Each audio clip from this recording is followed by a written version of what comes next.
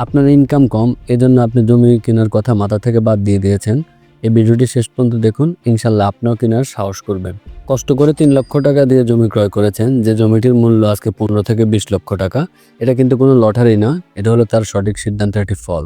15 থেকে 20 হাজার টাকা ইনকাম করে একটি মানুষ কিভাবে আজকে 15 থেকে 20 লক্ষ টাকা জমির মালিক হয়েছেন, সেটাই আপনাকে আজকে নাড়া দিবে। আপনিও পারবেন, আপনিও চেষ্টা করলে। আসসালামু আলাইকুম। আজকে আপনাদের সামনে আরো একটি বাস্তব ঘটনা নিয়ে হাজির হয়েছি। যে ঘটনাটি আমার চোখের সামনে ঘটেছে, এটা কোনো বই অথবা কিতাবের লেখা নয়। আমার বাসায় একজন টিচার আসতেন, যিনি আমার বাচ্চাদেরকে আরবি পড়াতেন এবং পাশাপাশি একটি মাদ্রাসায় চাকরি করতেন। যখন তিনি আমার বাচ্চাদেরকে পড়াতেন তখনও তার বিয়ে হয়নি, পড়াশোনা শেষ করে জীবনটা শুরু করলো মাত্র। তিনি নিজেই বলেছেন যে তিনি লিল্লা বোর্ডিং থেকে পড়াশোনা করেছেন এবং তার বাবা মা এতটাই গরিব ছিল যে গ্রামে অন্য মানুষের জমিতে তারা আশ্রয় নিয়ে বসবাস করতেন। একদিন আলাপচারিতার সময় আমি ওনাকে জিজ্ঞেস করলাম, আপনি কত টাকার বেতন পান? তিনি আমাকে বললেন মাদ্রাসা থেকে 12,000 টাকার মতো বেতন পায়, প্লাস হলো মাদ্রাসার পক্ষ থেকে তারা খাবার দেয়, আর উনি কিছু টিউশনি করেন, সেখান থেকে কিছু ইনকাম করে। আর হলো যেহেতু মাদ্রাসায় উনি যাদেরকে পড়াতেন তারা ছিল বয়স্ক, তো তারাও তাকে মাঝে মধ্যে কিছু একটু মানে উপঢৌকন বা হাদিয়া দিতেন আর কি। মোটামুটি খুব সাধারণ একটি জীবন। সেদিন আমি তার সবগুলো কথা শুনে তাকে একটি কথা বলেছিলাম। আমি বলেছিলাম, আপনি এখনো বিয়ে করেননি, যদি এই সময় পারেন অল্প কিছু টাকা জমিয়ে একটু নিচু জায়গা কিনে ফেলুন, দেখবেন এটাই আপনার জীবনে বড় আশীর্বাদ হয়ে আসবে। আমার কথাটা সে মনোযোগ দিয়ে শুনেছিলেন। সময় চলে গেল, আমার কথাটি সে বাস্তবে 2 বছর পরে কাজে লাগালো। 2 বছর পরে সে প্রথমে 1.5 শতাংশ জমি ক্রয় করে এবং যাদের কাছ থেকে জমিটি ক্রয় করে তাদেরকে অনুরোধ করেছিল যে তার জন্য যেন আরও 1 শতাংশ জমি সেখানে রাখা হয়। পরের বছরে সে সেখানে আরও 1 শতাংশ জমি ক্রয় করে, সব মিলিয়ে তার 2.5 শতাংশ জমি হয় এবং তার এই পুরো জমিটি কিনতে খরচ হয়েছে মাত্র 3 লক্ষ টাকা। এই কাজটি করেছে সে 2017 সালে। এখন সময় 2025 সাল। কিছুদিন আগে তার সাথে আমার আবারও দেখা হলো।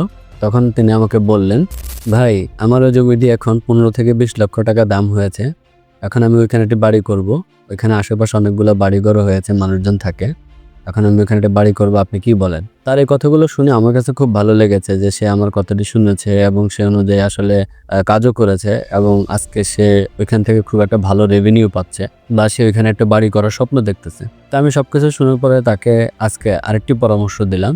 আপনি যেহেতু এখানে বাড়ি করতে যাচ্ছেন, তার মানে আপনার কাছে কিছু টাকা জমানো আছে, প্লাস হলে আপনি আরো কিছু ঋণ করবেন অথবা লোন করবেন, করে আপনি বাড়িটি করতে যাচ্ছেন।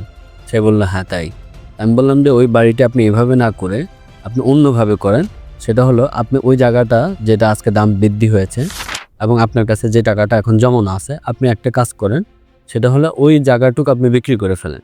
বিক্রি করে ফেললে যেটা হবে যে আপনি যে ভালো রেভিনিউ আসতেছে বললেন 15 থেকে 20 লক্ষ টাকা, সেটা যদি আপনি পান আর আপনার হাতে যে টাকাটা আছে সেটা দিয়ে আপনি যেটা করবেন, এখন যে জায়গাটাতে আপনি জায়গাটা কিনেছেন তার থেকে আর একটু ভিতরে চলে যান, যে ওইখানে দেখবেন যে আপনি এই আপনার এখন যে মোট টাকাটা আছে এটা দিয়ে মিনিমাম 8 থেকে 10 শতাংশ জায়গা ক্রয় করতে পারবেন, যেটা ক্রয় করলে আপনার জন্য খুব ভালো হবে।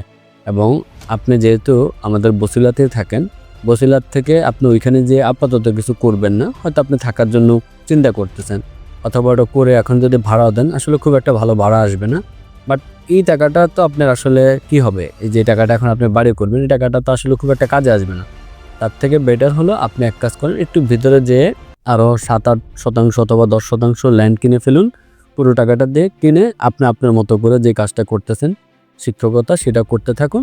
ইনশাল্লাহ দেখবেন যে 5-7 বছর পরে এই জায়গাটাই আপনার অনেক ভালো ভ্যালু হয়ে যাবে। হলে আপনি যেটা করতে পারবেন যে আপনি তখন এই বাড়িটি করার জন্য আপনাকে আর টাকা ইনভেস্টমেন্ট করতে হবে না। আপনি দেখবেন যে এখান থেকেই 4-5 শতাংশ জমি সেল করে আপনি বাকি জায়গাটার মধ্যে বাড়ি করতে পারবেন এবং তখন কিন্তু আপনাকে আর ঋণগ্রস্ত হইতে হবে না, কারো কাছ থেকে মানে ধার করতে হবে না, আপনি খুব ইজিলি করতে পারবেন। ঠিক আছে?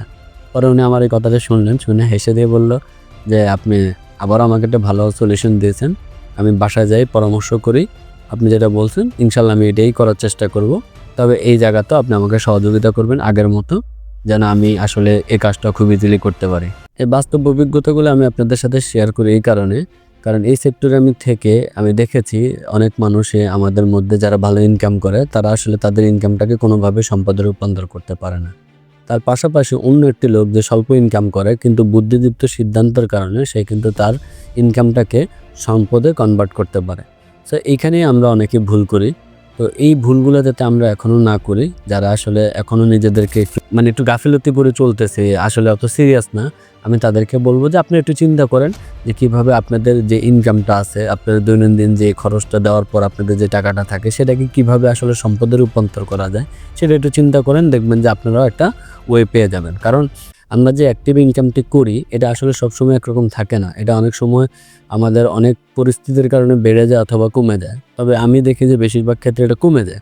তো এই কারণে আমরা যদি এর পাশাপাশি একটু প্যাসিভ ইনকামের কথা চিন্তা করি তাহলে সেটা হলো আমাদের জমিতে ইনভেস্টমেন্ট করা হলো সবচেয়ে ভালো।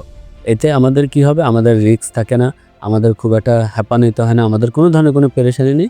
জমি যেটা হয় যে যেহেতু এটা আর বাংলাদেশে বৃদ্ধি হওয়ার কোনো চান্স নেই, বাংলাদেশে মানুষ বৃদ্ধি হবে বাট জমি আর বৃদ্ধি হবে না, সেক্ষেত্রে এটাই একমাত্র জিনিস যেটা দিন যত যাবে তত এটা কমতে থাকবে আর এটা চাহিদা তত বাড়তে থাকবে এবং এটার দামও তত বাড়তে থাকবে। তাই আমি বলবো আপনারা যারা একটু চেষ্টা করলে পারবেন তারা আসলে গাফিলতি না করে চেষ্টা শুরু করে দেন, ইনশাল্লাহ দেখবেন যে আপনারা একটা সময় ভালো সম্পদের মালিক হবেন। আর একটা কথা খুব মনোযোগ দিয়ে এটা জেনে রাখেন, সম্পদ গড়া কিন্তু এটা মানে খুব তাড়াহুড়া করে হয় না। এটা দেখবেন যে আপনি যদি চেষ্টা করতে থাকেন, আপনি 1 দিন 2 দিন 3 দিন এভাবে চেষ্টা করতে করতে দেখবেন যে 2-3 বছর 4 বছরের মধ্যে আপনি একটা ভালো অবস্থানে চলে গেছেন। এটা কিন্তু খুব মানে রাতারাতি হয় না। আমাদের মধ্যে অনেকে আছে মানে খুব তাড়াহুড়া করে, এটা আসলে তাড়াহুড়ার জিনিস না। এটা হলো আপনাকে ধৈর্য সহকারে আস্তে আস্তে আস্তে আস্তে করতে হবে। আপনি যে কাজটি করতেছেন তার পাশাপাশি লেগে থাকতে হবে। তখনই দেখবেন যে আপনি একটা সময় একটু ভালো সম্পদের মালিক হয়েছেন, আপনি একটু নিশ্চিন্তে থাকতে পারবেন, আপনার কোনো ধরনের কোনো প্রেশার নেই। আপনার দেখা গেছে যে আপনার পরিবার, সন্তানাদি সব কিছু মিলে আপনি মানে খুব ভালোভাবে মানে চলে যেতে পারবেন ইনশাল্লাহ। আজকে পর্যন্তই, আশা করি ইনশাল্লাহ পরবর্তী অন্য গল্প নিয়ে অন্য আলোচনা নিয়ে কথা হবে। সে পর্যন্ত আপনি ভালো থাকবেন, দোয়া রাখবেন। আল্লাহ হাফেজ।